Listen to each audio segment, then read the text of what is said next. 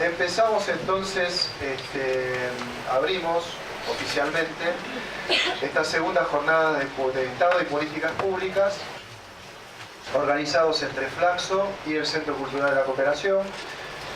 Yo soy Martín Burgos, economista, tengo el honor de moderar esta primera mesa de apertura institucional. Y después, obviamente, viene una segunda mesa en los cuales, acá los tenemos sentaditos, Mercedes Marco del Pont, Eduardo Rinese y Arnaldo Boco estarán comentándonos un poquito acerca de, abriendo ya más conceptualmente la cuestión. Así que, sin ir más lejos, le voy a dejar a Daniel García Delgado, con el cual estuvimos trabajando mucho. ¿Quién empieza? ¿Juan Carlos? Bueno, yo y después Daniel. Perfecto. Juan Carlos Junio, director del Centro Cultural de la Cooperación, va a empezar entonces abriendo oficialmente este congreso. Muy buenas tardes, muy buenos días. Bueno, es una enorme alegría para nosotros, para todos los que integramos el Centro Cultural de la Cooperación, el movimiento cooperativo, haber sido invitados para participar, para coorganizar este segundo encuentro, de forma tal que empiezo agradeciéndole a Flaxo, a Beto, a todas sus autoridades por habernos permitido y posibilitado participar de este encuentro, yo diría tan trascendente, tan necesario en estos tiempos difíciles. No quiero dejar de decir muy especialmente que estoy también, igual que todos seguramente, muy felices y contentos de que esté Emir con nosotros, Emir Sader, que no hace falta explicar mucho, pero bueno, me tocó durante un tiempo participar de un proyecto maravilloso que fue la revista América Libre en épocas muy difíciles de pleno triunfo y auge del neoliberalismo, mucho más que ahora. Bueno, traje algunas notas escritas, aunque recién en los últimos 30 segundos empecé a tachar para hacerla más corto, como se acostumbra ahora, y creo que está bien. Los acontecimientos concretos nos interpelan minuto a minuto. Somos conscientes que atravesamos momentos difíciles que ameritan un esfuerzo de interpretación y reflexión de nuestra parte. Por supuesto, también que contribuya y que derive en acción cultural y política. Justamente este es uno de los desafíos del debate de ideas. Que no haya escisión entre las ideas, la teoría y la participación concreta en la lucha política. Aquello de lo que se trata es de interpretar, pero además de transformar la realidad. Transitamos momentos en que los derechos fundamentales están siendo amenazados como hace tiempo no veíamos. Luego de un periodo donde el Estado y las políticas públicas, recuperando el título de este evento, sostuvieron una política de protección, recuperación y creación de derechos sociales y democráticos básicos, fundamentalmente con plenitud de las libertades públicas, como el derecho a la vida y en una sociedad sin coerción ni represión. El Centro Cultural de la Cooperación es una creación del movimiento cooperativo, por eso me parece interesante recurrir a alguno que otro registro de nuestra historia, que desde sus comienzos lo concebimos creando espacios sociales de participación y gestión con un sentido solidario. Claro que a su vez lo nuestro también siempre estuvo condicionado por las definiciones ideológicas de los gobiernos y sus políticas públicas. Nuestra historia ha sido la de instalar y concientizar organizaciones sociales y empresarias sustentadas en lo colectivo como forma de asociación para resolver los problemas y desafíos de la gestión económica. Concebimos estos modos no solo para pequeños emprendimientos, sino también para muy grandes y trascendentes. Creemos por nuestra propia experiencia y la de otros, tanto en el campo nacional como internacional, que es posible y necesario hacer realidad la idea de que democracia y eficiencia son términos compatibles y superadores como modelo de gestión. Asociar la eficiencia a lo privado y grande es un concepto reaccionario y anacrónico. Alguno decía que lo pequeño es bello, valorando a esta forma de asociación exclusivamente para pequeños emprendimientos. Nosotros acordamos que lo pequeño es bello, pero lo grande y auténticamente social y cooperativo también lo es. Es posible gestionar democráticamente la cosa pública con un sentido social, con eficiencia y en forma transparente. Otro sofisma es que en el estado de corrupción y en lo privado no. Hace poco celebramos nuestros 15 años del Centro Cultural Cooperativo, en el 2002, en plena recesión y crisis ocasionada por las políticas neoliberales del menemismo y la alianza.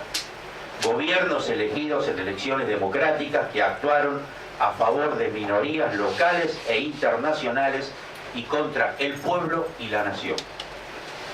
Nosotros presentamos en Sociedad un proyecto cultural que nació y comenzó a construirse a fines de los 90 como expresión de resistencia en plena década neoliberal.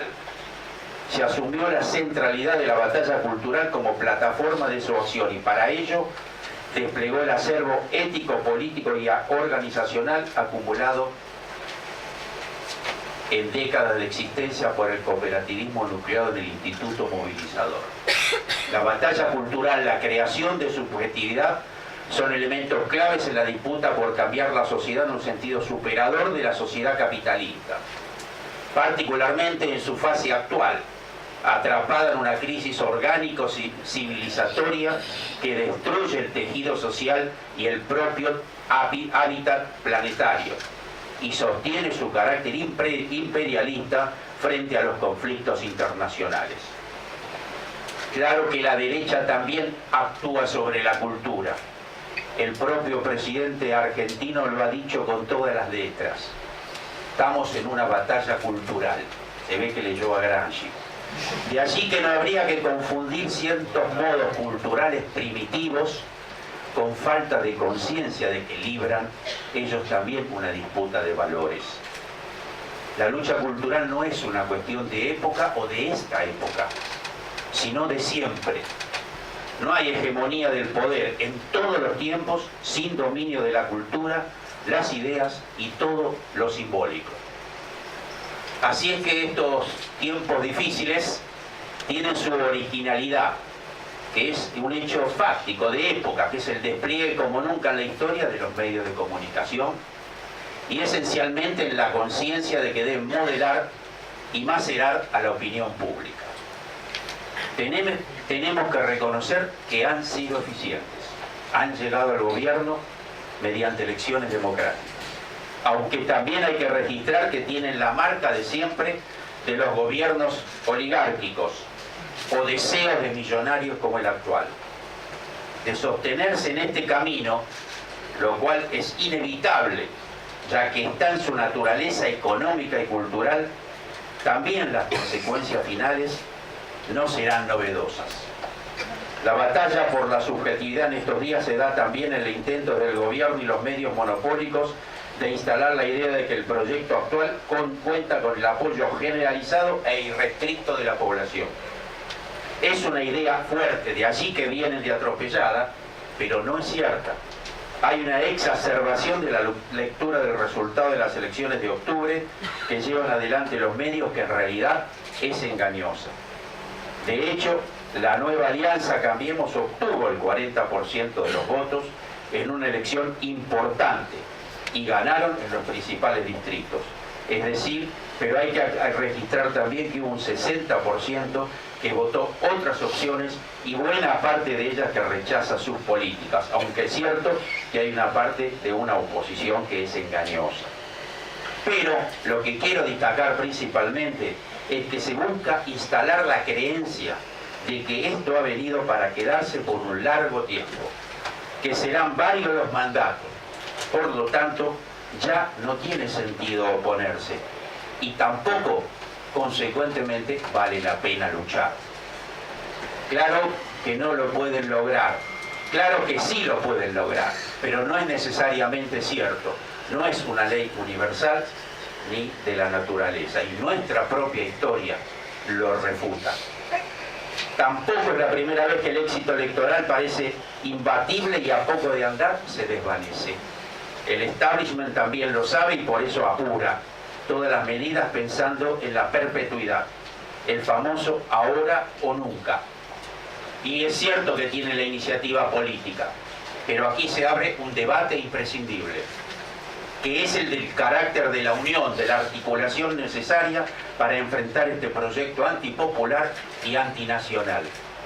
En este sentido adelantamos que resulta imprescindible incorporar la cuestión de las ideas y programas como centro y base de este debate hacia la imprescindible unión de fuerzas en un bloque político y social. Viene todo lo tachado. En fin, son muchos, relataba todos los proyectos que vinieron para quedarse por 10 años, por 20 años, por 30 años, democráticos y no democráticos. Y bueno, duraron lo que duraron. Entre ellos, por acá tengo una curiosidad. Fernández Meijide, ¿saben por cuánto ganó? Por el 48,8% de los votos, superando al PJ.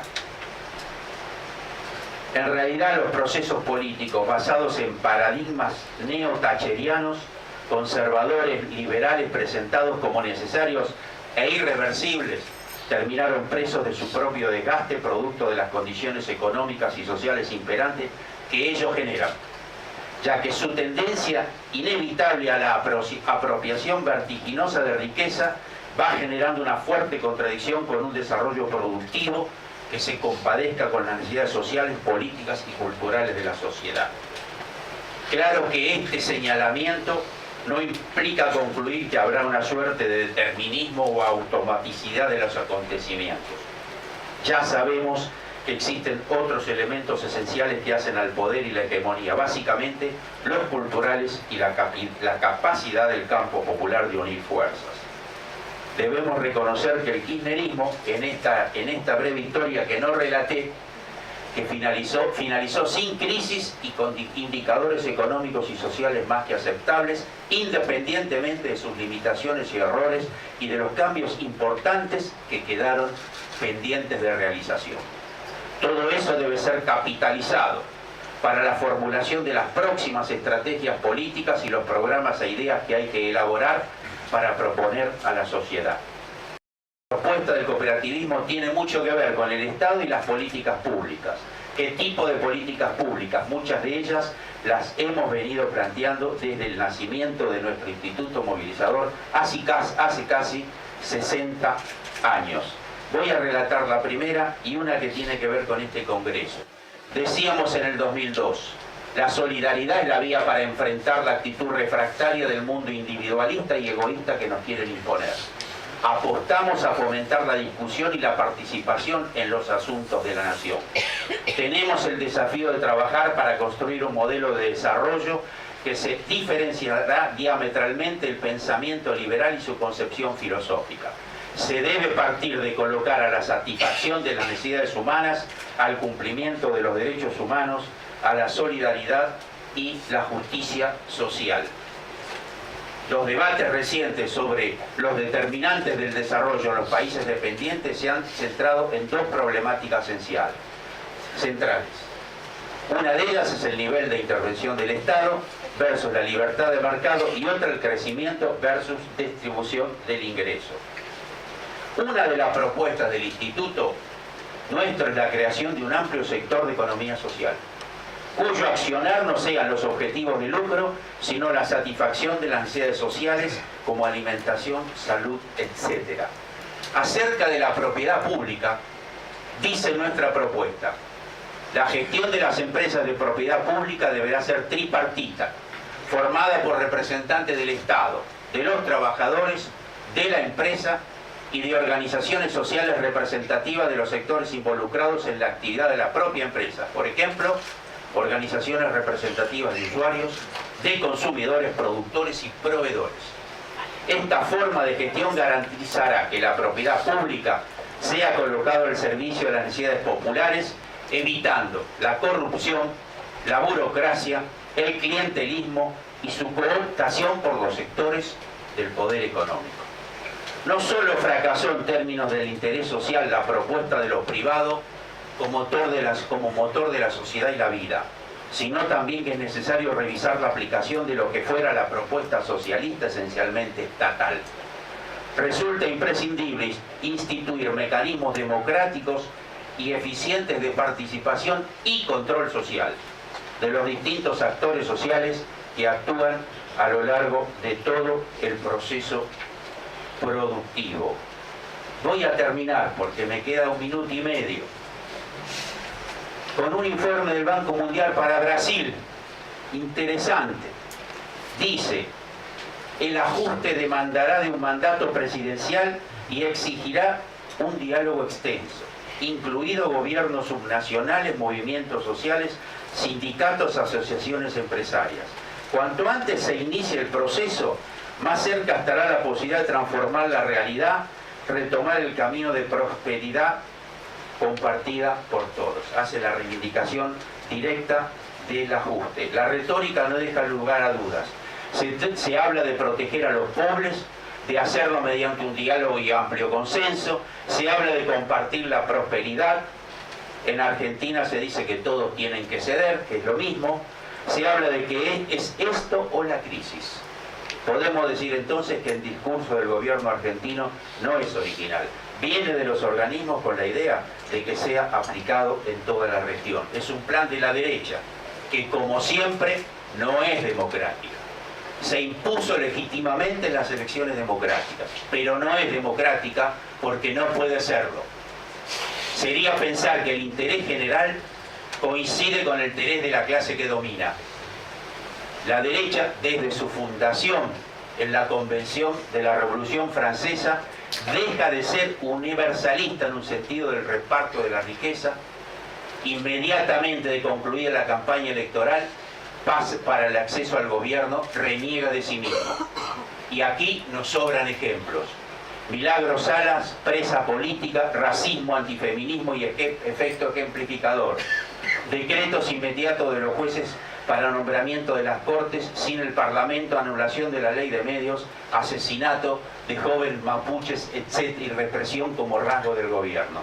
Las formas democráticas son prontamente negadas y sacrificadas en pos del cumplimiento de su estrategia sagrada: maximizar sus ganancias. Señalaba Rosa Luxemburgo: no es posible establecer relaciones universales y absolutas entre el capitalismo y la democracia. Claro que la democracia, decía también, debe ser defendida por el movimiento político popular. Es un valor esencial para desplegar la lucha social y política. La derecha siempre está dispuesta a traicionar sus programas democráticos. Tengo más, pero aquí terminé, no tengo tiempo. Gracias por el tiempo.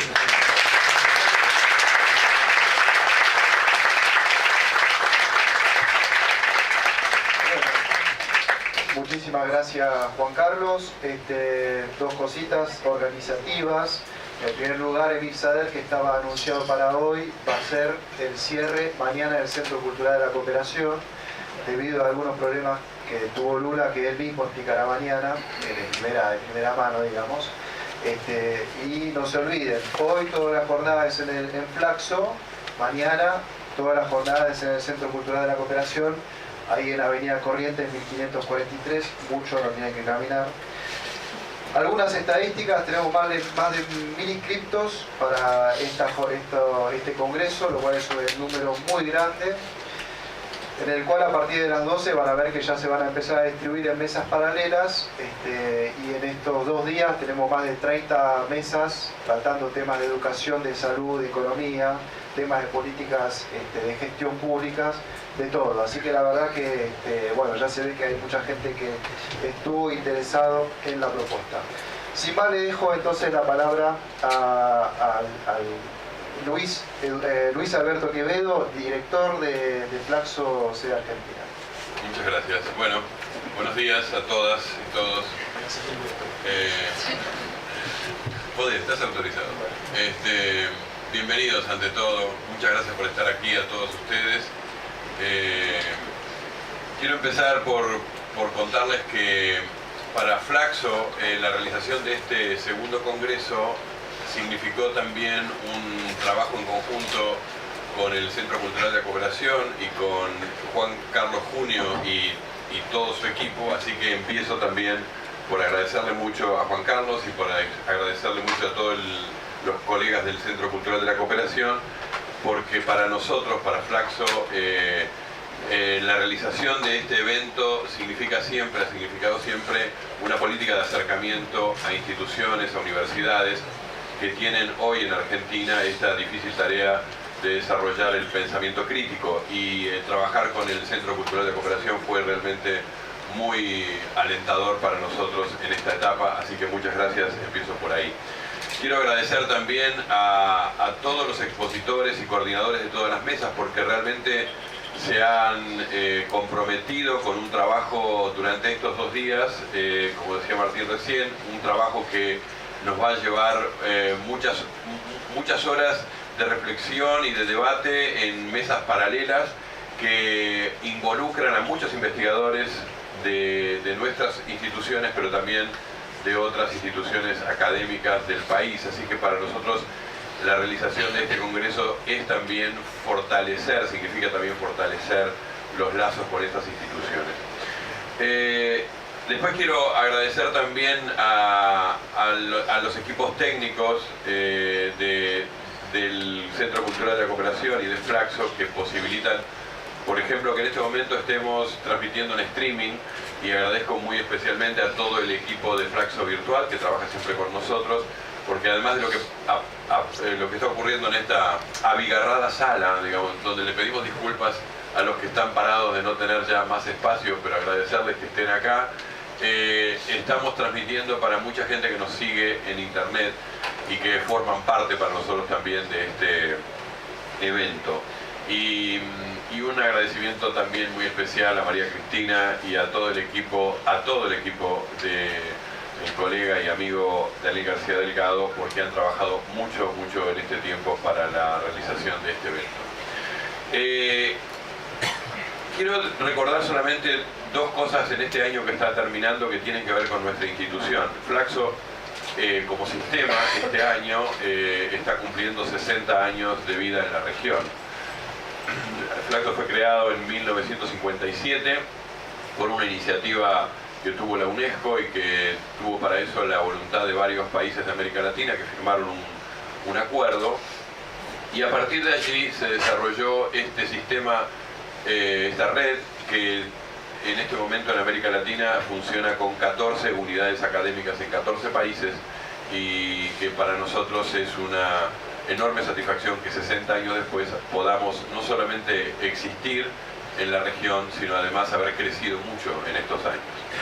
Ahora, este aniversario nos ha llevado a nosotros internamente dentro de Flaxo a tener una reflexión también sobre el rol de las ciencias sociales, su vínculo con la política, con la realidad de América Latina, y en particular con el papel de la academia y de quienes trabajamos en el ámbito académico. Flaxo hace 60 años se creó con una vocación que yo diría tiene 3 pilares fundamentales. La primera es desarrollar un pensamiento crítico y autónomo en América Latina, con parámetros y con ideas que sean producidas, debatidas dentro de la región. Y eso para aquel momento histórico, para la década de los 50, que fue unos años muy ligados a un pensamiento del desarrollismo, de una especie de celebración de la técnica por sobre la política, y de creer que son los grandes instituciones y organismos internacionales los que iban a dar las recetas para América Latina y para el planeta.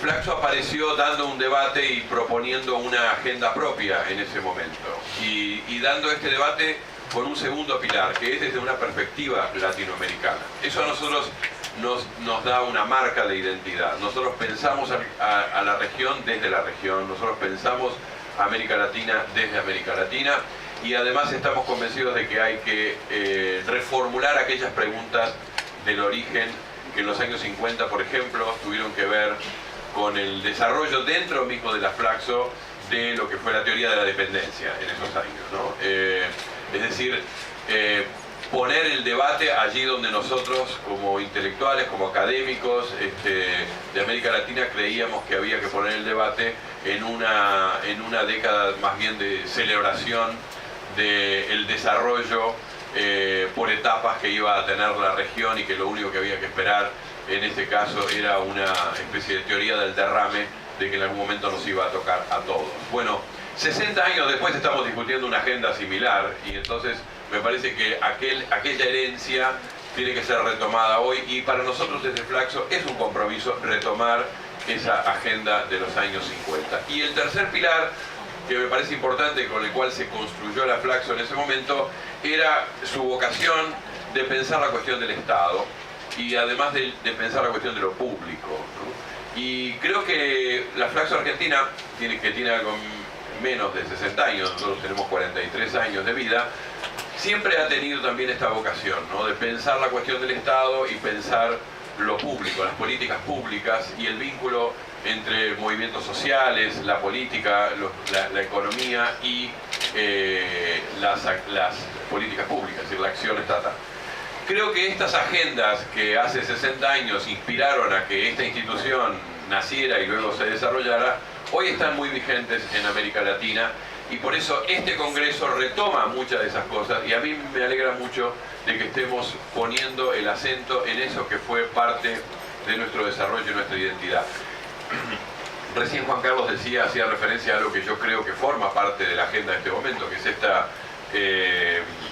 batalla cultural que estamos viviendo, ¿no? Esta batalla por la subjetividad, por el sentido de las cosas, de la historia de nuestras instituciones, de la Argentina, de la región, de América Latina, del Mercosur, etc.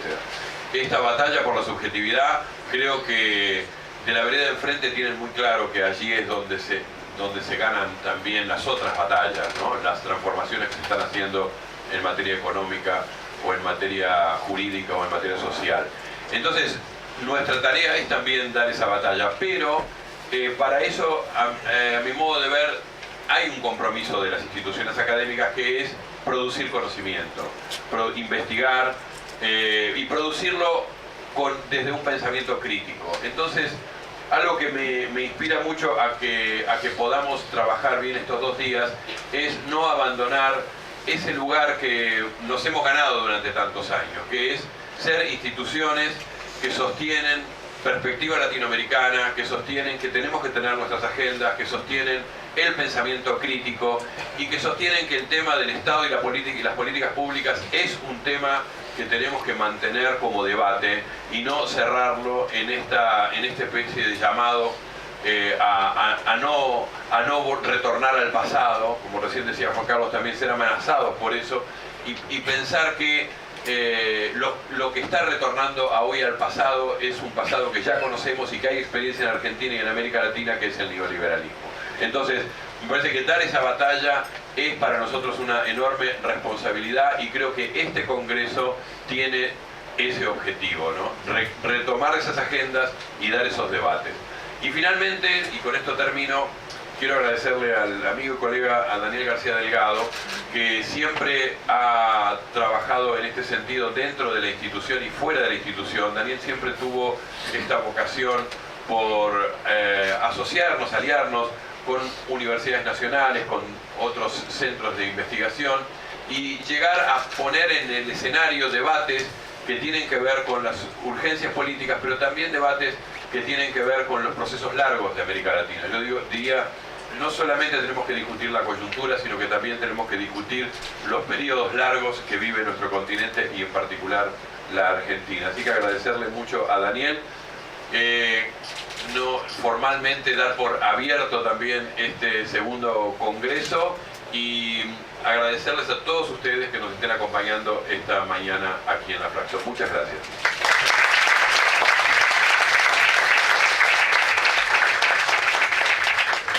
Bueno, le dejamos entonces la palabra al padre de la criatura, ¿no? El responsable de todo esto, Daniel García Delgado, director del área Estado y Políticas Públicas de la Flaxo y también fotógrafo. Ahí hay algunas de sus fotos detrás que son parte del afiche.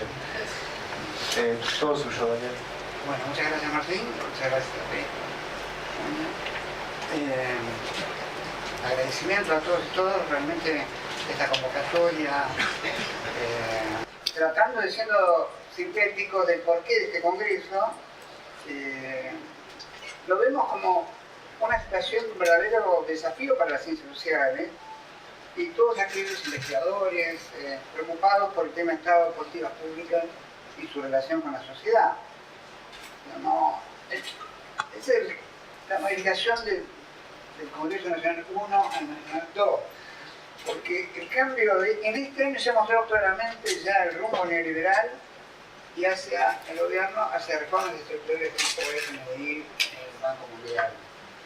Lo que todavía parecía como velado, el año pasado ya comenzaba a completarse este viraje de 180 grados, el modelo productivista inclusivo reemplazado por un modelo de financiarización, endeudamiento, quita de impuestos a los ricos y transferencia regresiva de ingresos. Dani, te voy a cambiar de micrófono y que hables bien contra el micrófono. Bueno. Esto nos hace considerar brevemente el título del Congreso, que ¿por qué lo denominamos neoliberalismo tardío? En todo caso, ¿en qué se parece a los anteriores y qué se diferencia? Y los anteriores son el número 1, es el de los 70, que también hubo privatización, apertura, procesos de endeudamiento, desindustrialización, persecución de científicos, técnicos, trabajadores, represión. Pero hay algo distinto y nuevo. Y también con el neoliberalismo 2 de los 90, el consenso de Washington, presentado como las nuevas tablas de la ley a nivel universal, como diría Pereira, luego de la caída del Moro, y que daba lugar también a la unipolaridad de Estados Unidos. También una nueva ola de endeudamiento, de privatizaciones, de apertura, que terminó también desastrosamente como el anterior, en este caso con el corralito, pérdida de competitividad y cierre del crédito internacional. Le sigue este tercer intento del 2015, acá y en otros países de América Latina, luego de el esfuerzo de generar por varios gobiernos un nuevo paradigma productivo, inclusivo, con orientación a derechos y con un proceso de integración regional para hacer un bloque protagónico en la multipolaridad, y que este tercer momento aprovecha errores del anterior gobierno y particularmente se enmarca en un clima mundial de la crisis financiera del 2008, del achatamiento de esa economía, la caída de los precios de las commodities, de la demanda internacional y de la búsqueda macropolítica de la operación del parque financiero de Estados Unidos y de su poder blando, conjuntamente con una alianza con las élites latinoamericanas que buscaban recuperar no solo ganancias, porque la verdad que ganaron de la etapa anterior, pero no era eso lo que les molestaba, sino le molestaba un control de un Estado que los regulaba, intervenía y generaba distribución progresiva del ingreso y aumento del salario real. Esa anormalidad no la podían soportar.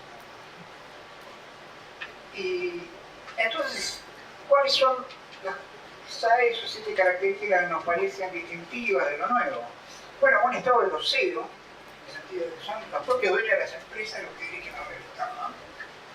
Y que no privatizan directamente, como tomando la distancia de los modelos anteriores, sino que primero terminan quebrando las empresas para luego justificar esas privatizaciones. Es un poco lo que está en curso en Aerolíneas de Argentina cuando se le quitan rutas, es lo que está en curso con la ley que se votó en el Senado de la ANSES y de la modificación de la ley previsional, que tiene como punto final la privatización del sistema de jubilaciones, y esta sería, me parece, una característica novedosa. La segunda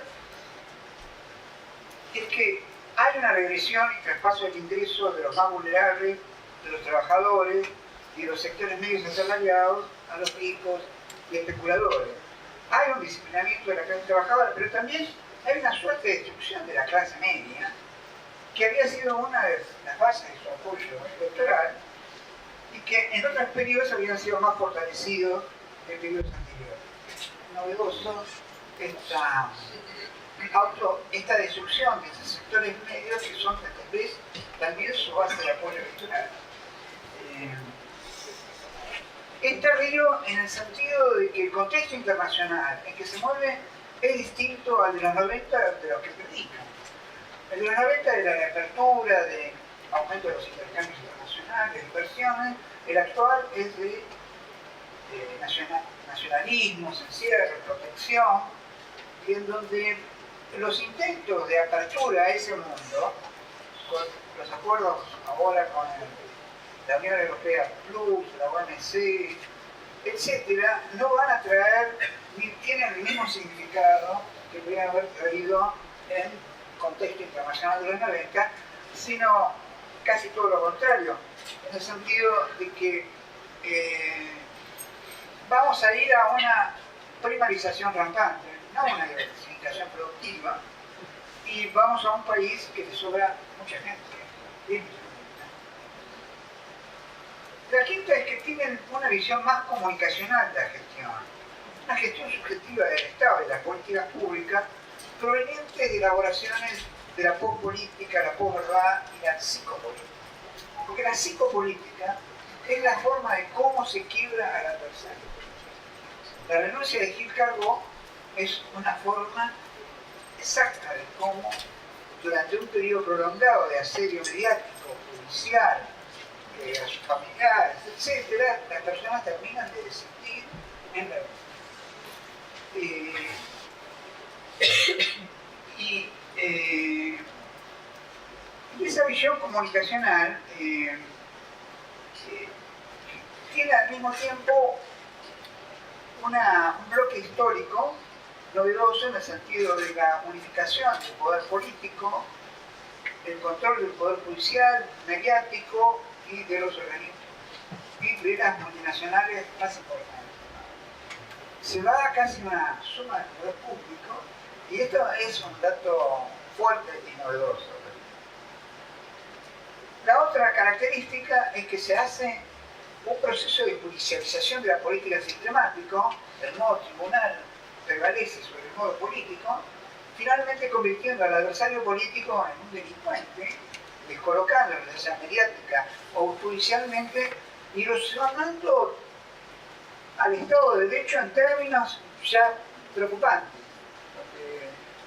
Hoy hay un artículo de Rosconi, Maximiliano Rosconi, que dice, bueno, escribo esto para los que lean esto dentro de 100 años, dando un testimonio de que antes no era así, de que el Estado de Derecho existía, y ciertos derechos fundamentales se creían que podían persistir durante el tiempo. Y creo que al mismo tiempo esta judicialización trabaja con una filosofía que ya no sería el individualismo competitivo a lo McPherson, sino una especie de individualismo New Age, en donde el emprendedurismo, la meritocracia, hace a los Foucault que los individuos sean empresarios de sí mismos y que no se preocupen o no tengan en cuenta el Estado, sino lo que pueden hacer por sí mismos, porque todo es posible para ellos. Y esa labor fortalece el individualismo, al mismo tiempo la antipolítica, y genera una visión que termina creyendo también en muchas fantasías que se prometen, se reiteran, se deshacen luego con globos o pompas de enojo.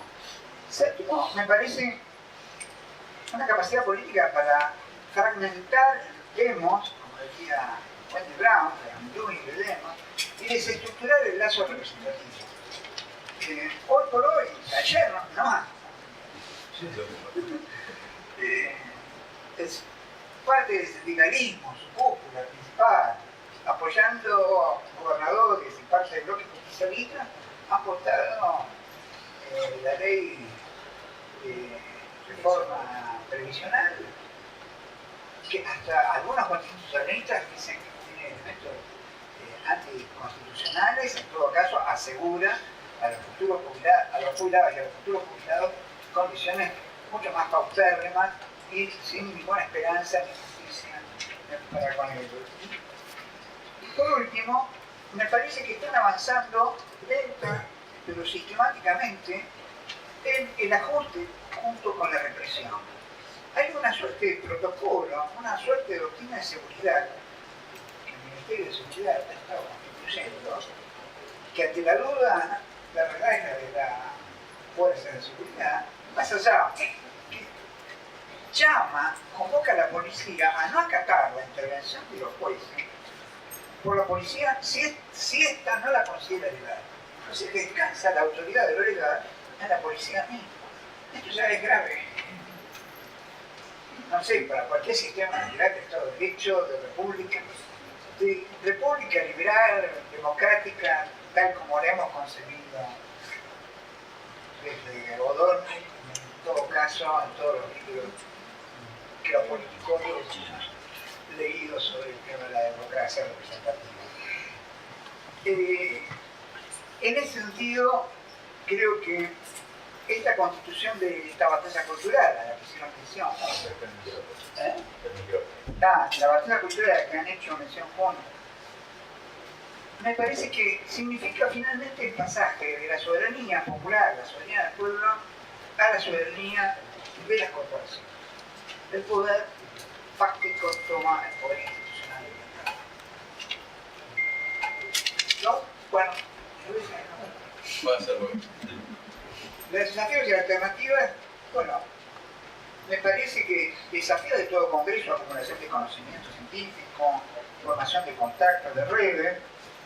Me parece que el desafío académico es estudiar con seriedad lo que está sucediendo en los distintos ámbitos del Estado y las políticas públicas. Y, como diría Beto y está afirmando, me parece que es un congreso que reivindica el pensamiento crítico y el pluralismo, en el sentido de colaborar a la construcción de una sociedad mejor, más justa y digna para todos. Tiene una perspectiva transformadora. Yo creo que el veto de nuestra ciencia social es de información, es de compromiso. Y ese hecho de nuestra academia es al cual convocamos en este congreso y lo desafiamos también para la construcción de alternativas y resistencias al neoliberalismo tardío aquí en la región.